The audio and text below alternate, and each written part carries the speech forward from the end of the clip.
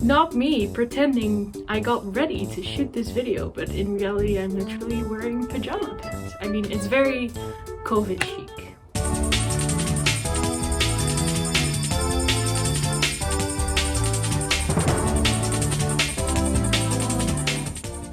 Hello, I'm Cecilia and we have a new setup. I'm sitting in front of my newly organized, very pretty bookshelves, and I also have a filming light in front of me so that I can film when it's dark because my sleeping schedule is kind of messed up. We can also change the color of the LEDs, so let's do it blue or green.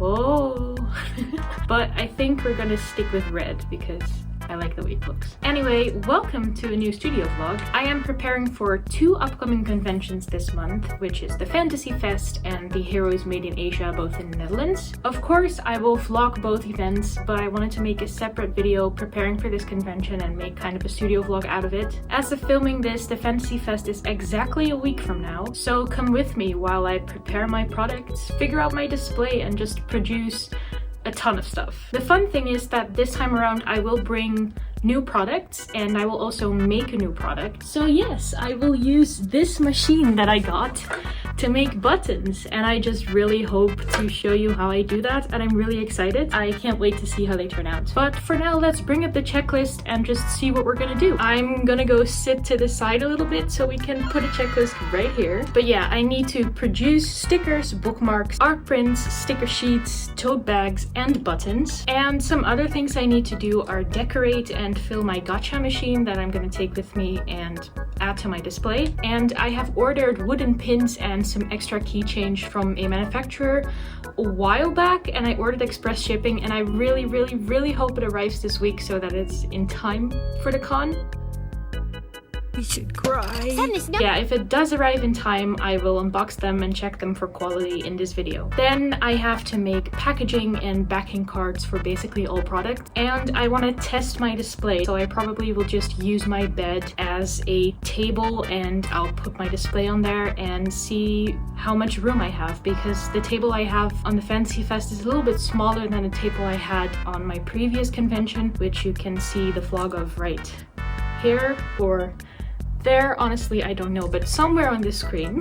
And when my display is finalized, I need to find a way to put all the stuff I'm gonna bring with me in suitcases, because I live in the Netherlands and we do not really have a car-centered city life. So I don't have a driver's license and I need to be able to get to the convention with public traffic. So I'll need suitcases. I think those were all the things I needed to tell you before we start. But yeah, let's roll the video. I might not film every single thing I produce because that would make a video of like 5 hours. Plus, I don't want to film everything because sometimes I don't feel like it. Sorry. Well, anyway, roll the clip.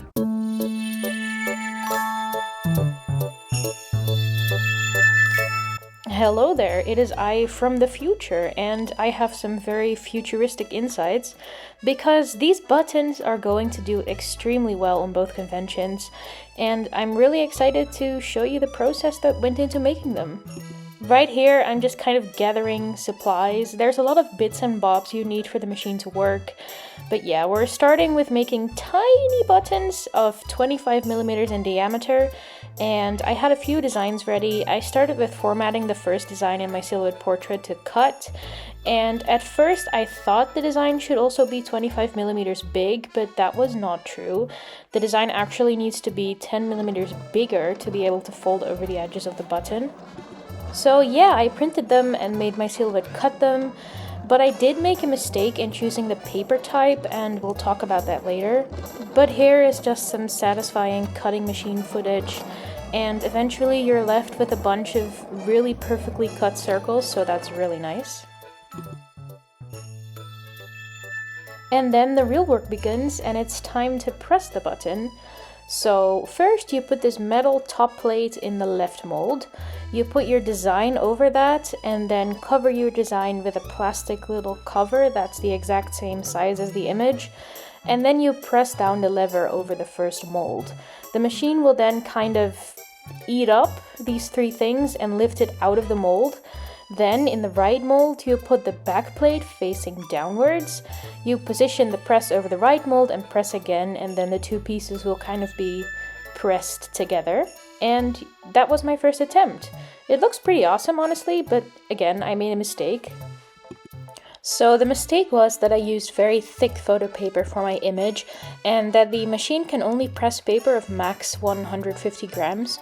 So what happened was that the plastic would not fully cover the thick paper, and thus the image would fall off the top plate.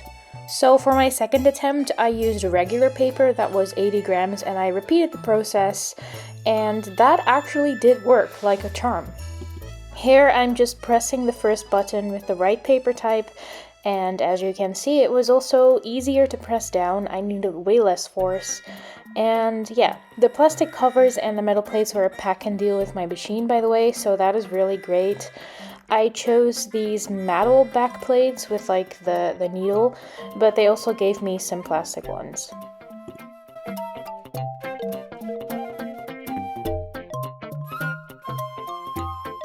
So the next bunch of clips is literally just a montage of me making all the buttons. I made a bunch of designs. I'm right here working still on the fairy tale design that I worked with first, and I made a bunch of those. They turned out really well. I really like them. Something that you have to keep in mind is that the edges of a button fold around the metal plate, so it's really good to make a design with like a basically empty border around it so that the image is in the middle and doesn't extend over the edges, because that can look a little bit ugly. There's also a big difference with like bigger sized buttons in that regard, because it's a lot easier to basically read the image that is on the side of a really large button. So with these tiny buttons you really have to be careful. So you might not be able to read this, but these little buttons say, "I wish to live on my Animal Crossing island."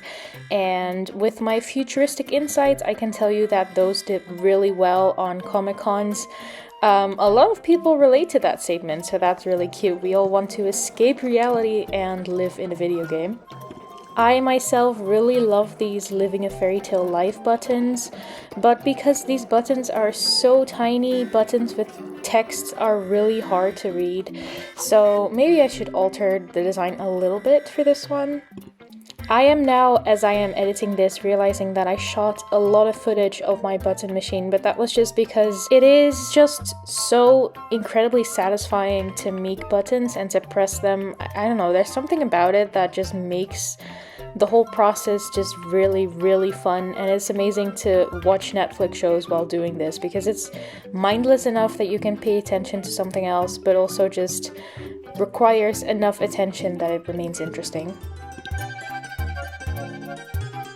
And I had planned to film like a cool reveal thing where the little image turns into a button, but then this button failed because, as you can see on the right side, there's this little notch that's just ugly.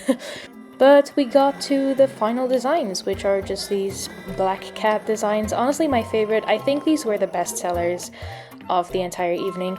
By the way, if you see me stretch my legs, you know that I need an actual big desk, because the problem is that I work on my floor and this takes hours, and sitting in the same position for hours on the floor really hurts. So I would love to have a desk that's big enough to work on for my small business. One day. But yeah, then all the buttons were done, and this is all of them in a little crate. It's super satisfying to rummage through them with your hand, and a lot of people did this on the conventions. Everybody loved doing this for some reason. So yeah. The next evening, it was time to make all the stickers. This is kind of a shorter segment in this video, but I do think this took me the longest out of everything I had to make because I just have so many sticker designs, and I also have a bunch of new designs that I want to use for my displays, like this one, like this little fairy. Every single sticker that failed, or was an oopsie sticker as we like to call that, went into a different basket, and I gave those away with every purchase.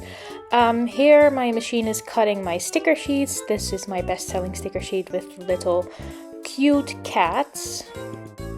And yeah, it was really fun to make these. I know how to make these. I've done this for over a year now. So it's just kind of mindless fun for me while I watch shows. I was binging Game of Thrones, but yeah, here's all the sticker sheets.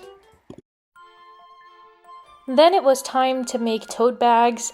These are one of my best sellers on convention, so I was happy to make these. I am using a different type of transfer paper since I showed you how I do this in my last studio vlog, and those look a lot better, so yeah. Oh, and I also made these mini bags. I only had 3, but they literally sold out within an hour. They were really cute.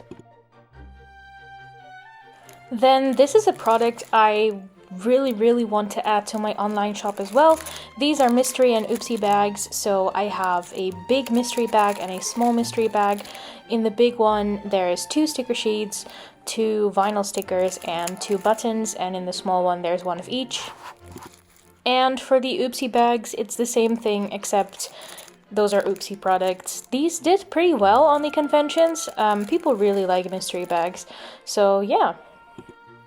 Magnetic bookmarks did really well on the fantasy convention and less so on the actual Comic-Con, but they're always so fun to make. So yeah, I was just cutting them and I was squeezing them under my laptop to flatten them, and then disaster struck because my computer broke. For some reason the screen just would not turn on, and without my computer I cannot operate my silhouette portrait, so I had to cut everything by hand from this moment forward. It was pretty bad. Yes, so no more cutting machine, so it was time to get the scissors. Luckily, I did still have my paper guillotine, and I was able to cut the backing cards for the magnetic bookmarks pretty easily, so that was great. And from now on, you're going to see a lot of sped up clips because I had to pack a lot of things, and a lot of things are in repetitive motions. So I was packing all my magnetic bookmarks, and I genuinely made so much that they didn't even all fit in a little basket. So yeah, I made some new designs as well. I'm really proud of them. I'm really happy with how they turned out, and yeah. Then for a product that I literally have not talked about on this channel at all are my keychains. I ordered resin epoxy keychains from Vograce, and they sold relatively well. The non-game designs didn't do that well, but yeah, I was packing them and adding them to a backing card. I only had about 4 of each of the 3 designs, and as expected, this Zelda one sold out pretty quickly, so I'll have to reorder that, but yeah, it's just such a nice sight to see it all in boxes. The last product I actually had to produce were the big buttons. It is essentially the same process as with the tiny buttons, just with a bigger mold and bigger stuff. So I won't show it as in-depth as before, but yeah, I had to cut everything by hand because again, I couldn't use my silhouette. And then we had this mold, you put in the metal plate, you put in the design, and then of course the plastic sleeve, and yeah, it's time to press. In this clip I use a metal backplate, but for some reason I couldn't get my machine to press that one correctly, so I ended up using the plastic ones, and that worked like a charm. And it's really hard to film this with one hand, so excuse the shaky footage. But yeah, I was just left with an entire basket of really big buttons. I love these. I was wearing them at the conventions the whole day and I love them. And here is yet another sped up clip of me producing this. The camera angles are a bit weird, I'm sorry for that. I was initially filming in portrait mode and then I realized, oh wait, this is not for Instagram, this is for YouTube. So yeah, but in the end it all worked out and I'm really glad with the results. If you're an attentive watcher and you remember the to-do list from the beginning of this video, you know that I wanted to test my display. And in order to do that, I just wanted to build up my grid cubes to see if it would fit into the table I had. So I measured out 1.5 meters and build up my entire grid cubes. I didn't put all my products on them just because I had just packed them all away and I had a really good idea of what I wanted to do with them in my head, so I didn't feel the need to do that. But it was really helpful to be able to do this, and it just gave me a confidence boost so that I could go to sleep with a calm mind. This entire video was filmed over the course of a week, and the footage you're seeing right now was the day before the Fantasy Fest. So I was packing everything into suitcases and literally getting ready to go to the convention. And by grace of a miracle, everything did fit into 2 suitcases and a bag, and I was able to use the public traffic. Hi, it's time to film an outro. Thanks so much for watching all of this. It was honestly a lot of fun to prepare, but also really stressful because you have so much time pressure. But I'm glad I made so much stuff because I ended up selling quite a lot of things. My Artist Alley vlogs will come very soon. I hope to upload the next one next week and the one after the week after. So thank you so much for watching, and I hope you enjoyed this vlog. And as always, if you have any questions, please let me know. And if you made it all the way to the end of this video, leave me a comment saying which of my products you would have picked when you would buy something at a convention, or just leave me an art emoji. Anyway, thanks so much for sticking around, even though I have not uploaded in a month, for which I'm so sorry. I really appreciate your support. Remember that my Etsy shop is open and a website with my own shop is coming soon and new products will be added. So keep an eye out, and thanks so much. It will mean the world to me if you subscribed and became part of our little art community. We could be friends, so please join us, and thanks so much. Bye! There are people screaming outside. La la la la la. Why can't they shut up? Okay, I think they stopped screaming. I can continue.